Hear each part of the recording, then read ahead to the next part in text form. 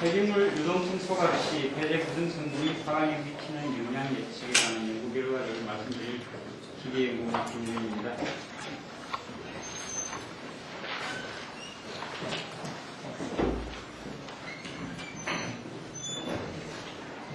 먼저 연구 배경에 대해서 간략하게 말씀을 드리면, 폐기물 소각 공정에서 발생하는 대기오염물질의 배출 온도는 폐기물의 구성 성분이나 함량, 그리고 연소 조건, 조업 조건 등에 따라서 대기오염물질의 배출 과정이 다양하게 변화합니다. 따라서 연소 중에 이런 조업 조건의 최저가에 의한 대기오염물질 제어의 필요성을 가지고 이런 예측 모델링을 통해서 조업 조건의 최적화를 위한 연구를 진행했습니다. 그리고 기존 이런 예측 모델링에서는 주로 대기물의 가연 성분에 있는 원소 성분이나 중금속 함량 같은 걸 가지고 주로 모델링을 하는데, 본 연구에서는 폐재 성분이 비교적 많은 가수 슬러지의 폐쇄 구성 성분에 어떤 영향을 같이 파악을 해보기 위해서 가수 슬러지에 대한 결과치를 가지고 본 모델링 실험을 했습니다. 따라서 이러한 이 대기오염 물질의 모델링을 통한 대기오염 물질의 배출 특성에 대한 예측치와 실측치의 어떤 오차의 원인이 이러한 어떤 비교적 많은 양으로 들어있는 폐재 구성 성분에 대한 어떤 영향도 있지 않느냐. 그리고 이런 폐재 함량이 비교적 높은 폐기물의 소각 시에는 소결이나 엉림 현상이 비교적 빈번하게 일어나기 때문에 여기에 대한 대책이라든지 이런, 그래서 앞으로 어떤 대기오염 물질 배출 구동 예측 모델링 시에는 이런 폐재 성분에 대한 어떤 고려가 필요한 것으로 판단돼서 본 연구를 하였습니다.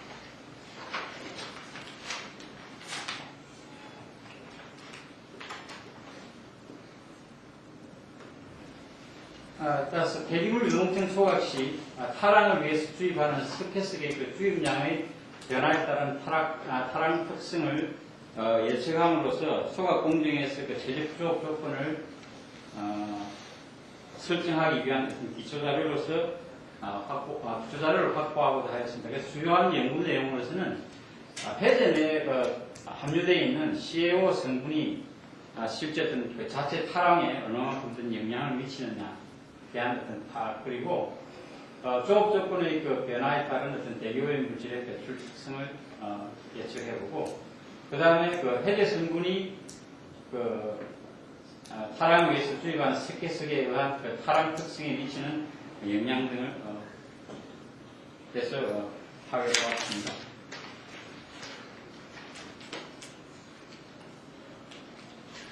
그래서 본 연구에서 사용한 툴은 열역학적 평형 모델입니다. 보통 연소 과정에서 생성되는 각종 화물의 열역적 평형 상태에서 농도 계산하는 방법은 아래와 같이 평형상수법과 자유에너지 최소화 기법 두 가지가 있는데, 본 연구에서는 자유에너지 최소화 기법을 사용했습니다. 최근 많이 보완이 된 오토컴프사의 HSC 케미스트리를 툴로 사용을 하였습니다.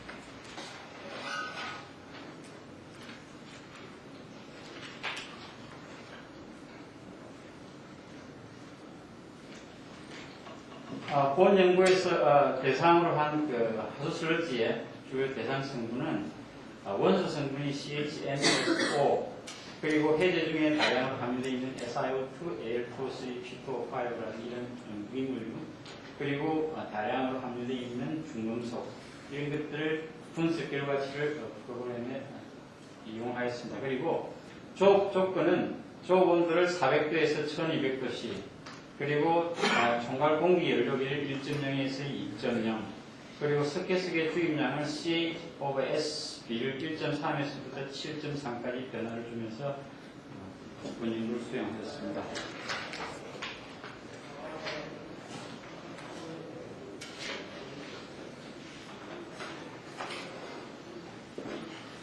이 표는 실제 실험에 사용된 하수 슬러지의 분석 결과치입니다. 이 표에서 나타나 있는 바와 같이 해분이 약 한 50% 이상, 51.7% 정도 됩니다. 그리고 석탄에 비해서 황함량도 비교적 높게 나타나 있고, 그 다음에 이 해제 중에 여러 가지 무기물질 중에서 특히 이 응집현상, 해제 응집현상에 많이 그 운임물질 때문에 P2O5가 비교적 많은 양이 함유되어 있습니다. 그리고 중금속들도 많은 양이 함유되어 있는 것을 알 수가 있습니다.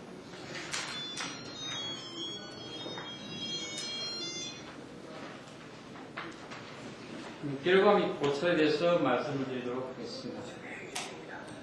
먼저 CaOS 1.3 그리고 조업 온도 800도에서 총괄 공기열기 람다 T 변화에 따른 대기오염 물질의 배출 특성입니다.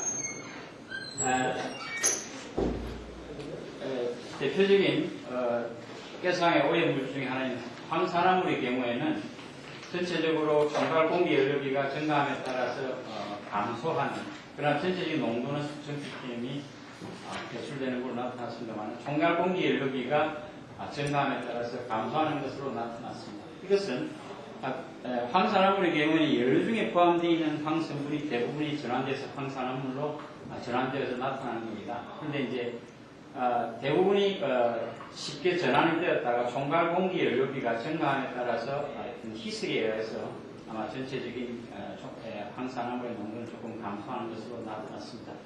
그리고 낙서의 경우에는 과연 공기의 증가에 따라서 산소 풍분압의 증가에 따라서 퓨얼 낙서가 에 의해서 이 낙서의 농도가 비교적 높게 나타나는 것으로 제기되어 있습니다.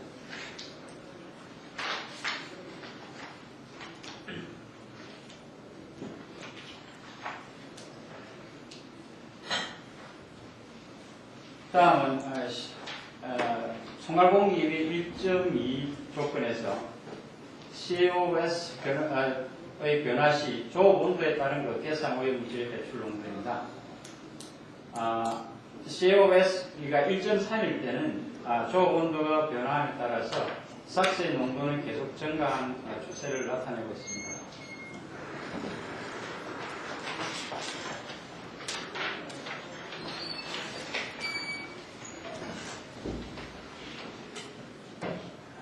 그리고 동일한 조건에서 CaOSB를 5.5로 인 조건에서도 역시 CaOSB가 1.3인 조건이나 비슷한 황산화물의 배출 경향을 나타내고 있습니다.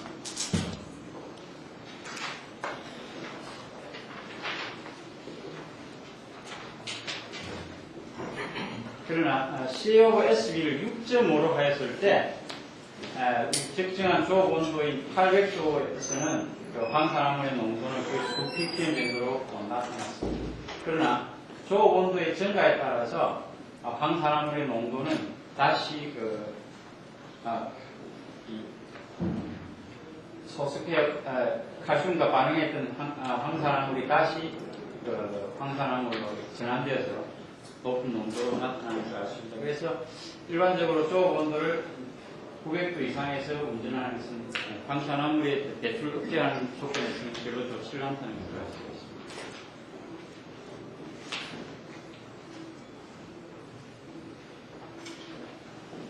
이건 이제 조금 전에 어떤 결과를 좀 더 일목요연하게 표현을 한 겁니다. 총괄 공기 열기 1.2에서 조업 온도 800도에서 라임스톤의 주임량 변화에 따른 가스 오염 물질 배출 농도입니다. 조금 전에 표에서 개별적인 조건에서 보았듯이 황산화물의 농도가 CaOSB가 약 한 5.5 이상에서부터 제거되는 결과를 알 수 있습니다.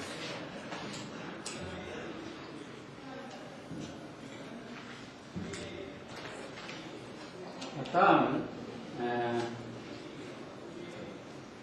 이 동일한 총괄 공기열 1.2 그리고 조업 온도 800도에서 라임스톤 주입량 변화에 따른 CA 화물의 배출 농도를 살펴본 것입니다. CaOSB를 1에서부터 7까지 증가함에 따라서 주로 나타나는 화물종이 P와 반응이 된 CaOH2의 C3PO4 이런 형태의 반응물이 주로 나타나고, COSB가 약 한 5.5 정도에서 탈환 반응이 일어나는 것을 알 수가 있습니다. 그리고 이 반응이 지난 다음부터는 이 과잉에 공급된 칼슘이 마그네슘이나 다른 물질들과 반응해서 그 각종을 나타내는 것을 알 수가 있습니다.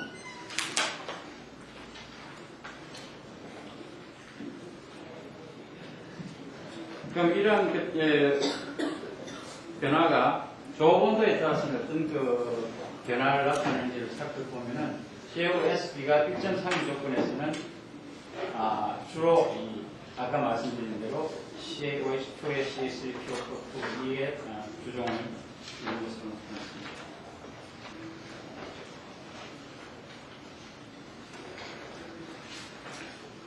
그러나 CaOSB를 5.5로 하였을 때 이 주종을 이루는 이 물질은 이렇게 계속 P 화물과 반응을 해서 나타내고 있고 CaSO4가 역시 초온도가 증가함에 따라서 이게 다시 그 광산화물로 전환되고 Ca가 다른 물질들과 반응을 해서 이 생성이 증가되는 것을 알 수가 있습니다.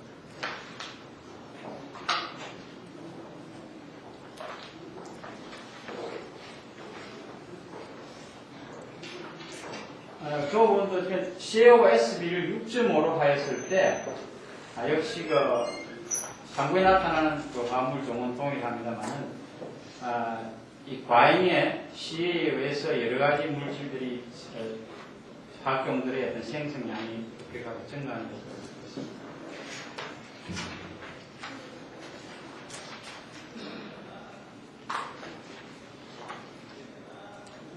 다음은 이런 그 총괄공기율일찜이 저온도 800도에서 라임스톤 주입량 변화에 따른 그 포스페이트 화물의 배출 농도입니다. 여기서 저희들이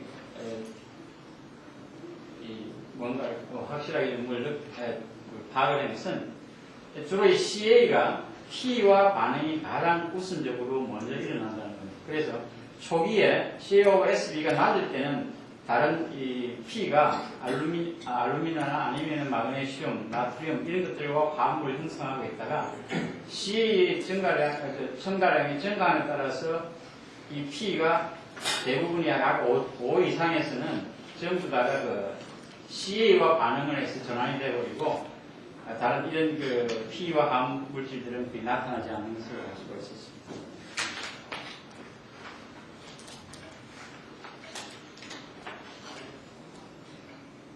알루미늄 화물의 경우에도 초기에는 그 AlCO4와 반응물이 CaOSB가 낮을 때는 주종을 이루다가 CaOSB가 증가함에 따라서 이것들이 PO4가 되게 떨어져서 CA와 반응을 가버리고 다른 물질들과의 반응에 이렇게 참여해서 다른 화학종을 형성하는 것을 알 수가 있습니다.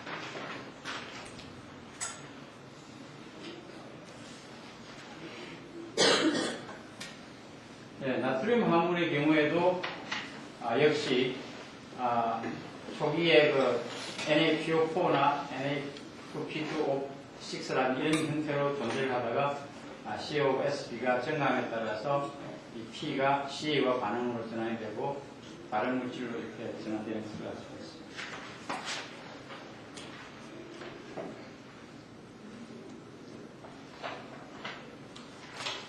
마그네슘 화물의 경우에도 역시 그 동일한 형태를 나타내고 있습니다.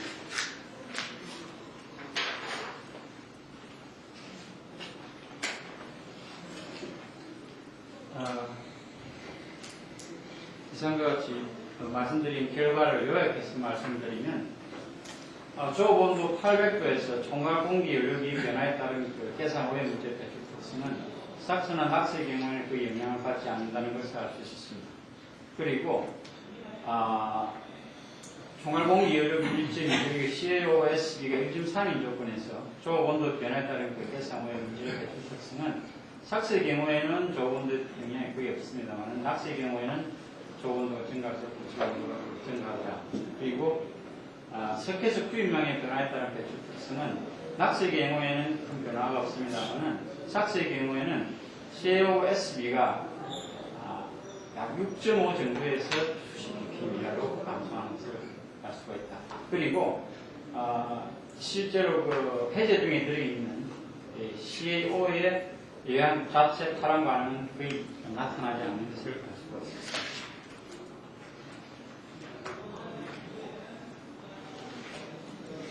다음은 폐제 구성 성분이 탈환에 미치는 영향으로서는 CA 성분이 주로 방화물보다는 피화물과 우선적으로 반응을 하더라. 그래서 대개 5.5 이상, 그래서 대개 그 피와 반응하고 남은 과잉의 CA가 주입이 될 때 이것들이 황산화물이나 이런 것들과 반응을 하더라.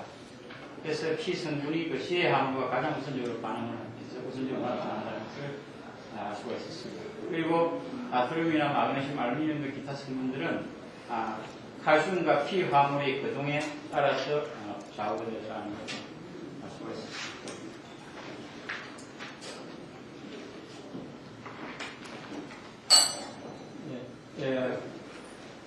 이것은 저희들이 연구했던 결과보다는 이런 내용들을 앞으로 저희들이 주로 어떤 부분들을 좀 더 파악을 한다든지 고려를 해야 될 부분들을 소개하는 것에서 말씀드리자면은 하수술지같이 해제 함량이 높은 폐기물 소각 시에는 라임을 주입할 경우에는 해제 구성 성분을 고려해야 될 필요가 있더라.